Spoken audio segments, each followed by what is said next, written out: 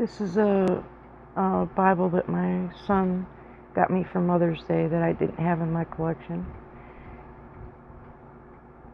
Um, I just wanted to say a few things about some sites, some channels that I am subscribed to. Indy Sandahar and Jehovah, Cal McIntosh, Spoon Fed No More. They talk a lot about their feelings and things that they've gone through, things that they are going through. I haven't touched much on that, and I want to say Indy Sandahar and Jehovah made a video, well, it'll be tomorrow now when this comes up, that really touched me. He was talking about Spoon Fed No More and Cal McIntosh channels, and I had seen the videos. I know what videos he was talking about, and he made me really think, after 34 years of being out of the organization, how adjusted am I, really? Does the indoctrination bother me?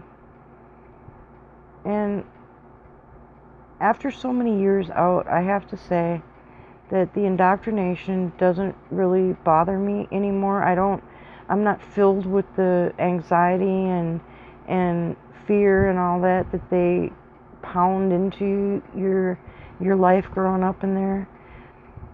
What it's turned into for me is just a really strong desire to try to help get other Jehovah's Witnesses to see the lies that they are being fed, the hypocrisy in the teachings. And I want to try and get others out. I want them to see really what's going on. There's so much that the organization does to pressure you, emotional blackmail, holding your family hostage, all kinds of tricks that they use to keep people in, that it's just phenomenal. But the psychological and emotional and social damage that it causes people, and you don't realize that until you get out. When you're in there, it seems like everything's fine and dandy and all that. But when you have to function in the real world, not the make-believe one they live in, but the real world, when you have to have a job and you have to be around other people and other people's ideas and all of that, you have to be able to withstand that. Not be afraid of it. Not fear it. Don't fear people. I mean, you have enough instinct and judgment to know good people from bad people. I mean, you don't need the organization to fill you with fear and anxiety over this person's gonna cause you not to be saved in Armageddon, and you're not gonna live forever, and God's gonna be mad at you, and all of this doomsday stuff. When you come out of there, it's so free. You feel free. You have a sense of freedom, and you're happy. But then you find out all these hurdles you have to go over and through, and all the things that you've been taught that just aren't right. You can tell people something about it, and they look at you like, where in the world have you been? And I would just tell people, I was raised isolated from the real world, and I for a long time didn't tell people that I was a Jehovah's Witness growing up, but I've gotten to the point where I tell people, I was a Jehovah's Witness growing up, and it really did a lot of social and emotional damage to me, and I'm still repairing. I'm having to come back from that. And I wasn't prepared to live in the real world. And, I functioned okay. Yeah, I held a job and I raised kids and all that kind of stuff. But boy, when it boils down to it, all the things that you do to, not make other people mad and make sure that everybody's fine, but you don't pay attention to yourself. And that's what it boils down to. And that's what Indy was talking about, is that you want to treat people so good that you forget to focus on yourself. God really wants us to be happy. That's why we're here. That's why he built this place and put us here, so that we could enjoy the things that he made and created, and we could turn around and tell him, thank you for this, and this is beautiful, and really appreciate this, and we could honor him that way. But when you go about doing things in the real world, not the make-believe one you grew up in or were indoctrinated into, but the real world, and you can't do anything without feeling guilty or scared,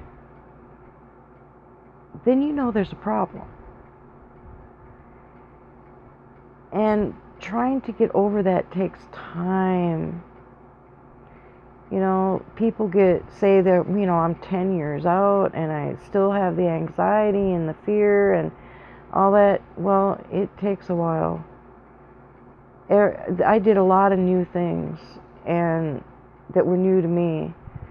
And at first I was pretty scared to even try to do them. I kind of expecting the bolt of lightning from the sky to strike me dead or something, because I was, making God mad. And slowly I started to realize that those weren't things that God taught, and those weren't things that God wanted. Those were things the organization wanted people to do. And the organization said not to do this and not to do that. It's not God. So, I'm feeling bad because a few old men in New York or Pennsylvania or whatever have said that you're not supposed to do this, but it's not scriptural. There's no basis for it except that they have said that. So I could drop the fear and I could drop the anxiety about it, because it wasn't God's command that I was being afraid to counter. It was just some men's ideas about how people should act and what people should do and all that. So I guess that's how come I started collecting Bibles and doing a bunch of research and everything, because I wanted to know, really, I didn't want to know what the organization thought. I wanted to know what God thought. And so I read and I read and I read and I read, and I still read. I'm still learning and I'm still growing and I'm still getting past all those things.